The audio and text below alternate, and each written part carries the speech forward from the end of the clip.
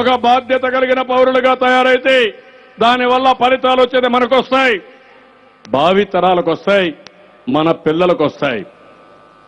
నేను నిన్న ఆ విషయమే చెప్పాను. అనకాపల్లిలో నేను పాదయాత్ర చేస్తా ఉంటే రాత్రి 2 గంటలకి ఒక మహిళ నా కోసం వెయిట్ చేస్తూ పరిగెత్తు వచ్చింది కొంగు కప్పుకొని. ఏమ్మా ఏంటని అడిగాను. నిన్న నిర్భయ ఢిల్లీలో చాలా దారుణంగా అమ్మాయి పైన అత్యాచారం చేశారు, చాలా దుర్మార్గం జరిగింది. ఈ దేశంలో ఇలాంటి పనికి మారిన వాళ్ళు రెచ్చిపోతున్నారు. మేము ఆడవాళ్ళం బయట రాలేకపోతున్నాం.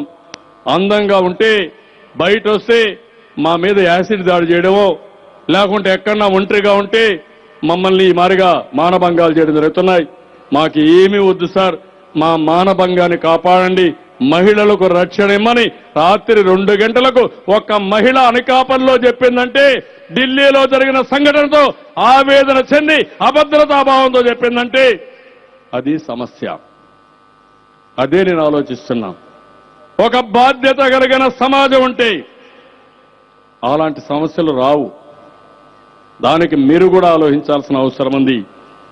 అందరంగానే సహకరిస్తే ఒక శాంతియుత సమాజానికి, ఒక ప్రోగ్రెస్ సమాజానికి, అందరికీ రక్షణ ఉండే సమాజానికి, అందరూ బాగుండే సమాజానికి మనం దోహదం చేయొచ్చు. దానికి మీరు కూడా కలిసి రమ్మని మరొకసారి కోరుకుంటూ, నా ఆలోచన బాధ్యత రాజకీయ నాయకులకు ఉండాలి, బాధ్యత అధికార యంత్రాంగానికి ఉండాలి, బాధ్యత కనీసం ప్రతి ఒక్క పౌరుడికి ఉండాలి, ప్రతి ఒక్క వ్యక్తికి ఉండాలి. అప్పుడే సమాజం బాగుపడుతుంది.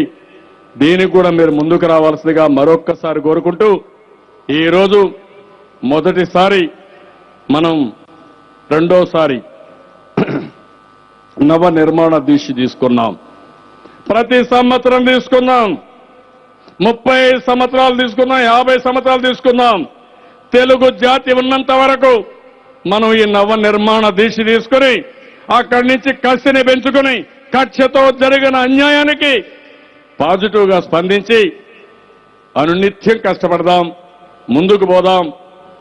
మనం దీన్ని ఎట్టి పరిస్థితుల్లో కూడా సాధించే వరకు నిరంతరంగా పనిచేస్తామని చెప్పి తెలియజేసుకుంటూ, ఈరోజు రాష్ట్రంలో ఉండే ప్రజలందరికీ ఈ నవ నిర్మాణ దీక్షలో భాగస్వాములైన ప్రతి ఒక్క వ్యక్తికి, ఇండ్లలో ఎవరైతే ప్రతిజ్ఞ చేశారో వారికి, రోడ్ల మీద చేసిన వారికి అందరికీ కూడా మనస్ఫూర్తిగా ధన్యవాదాలు తెలియజేసుకుంటూ, మరొక్కసారి అందరికీ నమస్కారాలు తెలియజేసుకుంటూ సెలవు తీసుకుంటున్నాను. జై హింద్, జై జన్మభూమి.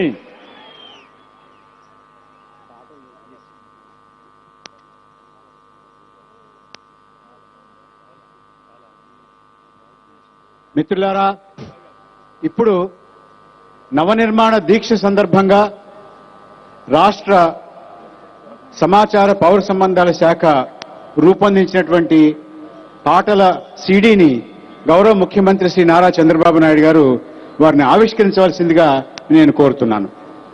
ప్రగతిని తెచ్చే పాలకుడిప్పుడు అతడే అతడే అతడే